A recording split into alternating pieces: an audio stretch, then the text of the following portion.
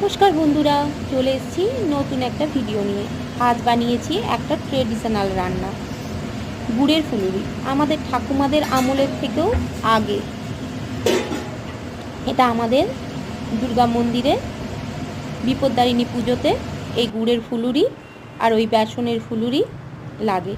তাই জন্য এই ফুলুরি বানানোর জন্য আমি আটা নিয়েছি আর নিয়েছি গুড়, 1.5 কাপ মতো আটা আর 1 কাপ মতো গুড়। সেটাকে শুধু জল দিয়ে মেখে নিয়েছি। ঘনত্বটা ঠিক এইরকম করতে হবে। এরপর এটা আমি কিছুক্ষণ রেখে দেব।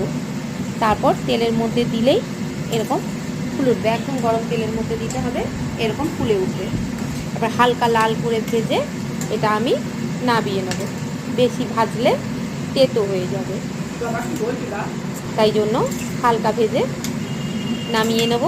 এটা খেতে সবারই খুব ভালো লাগে, বাচ্চা বড় সকলেরই খুব ভালো লাগে। নমস্কার বন্ধুরা, কেমন লাগলো আমার ভিডিওটা জানাবেন কিন্তু।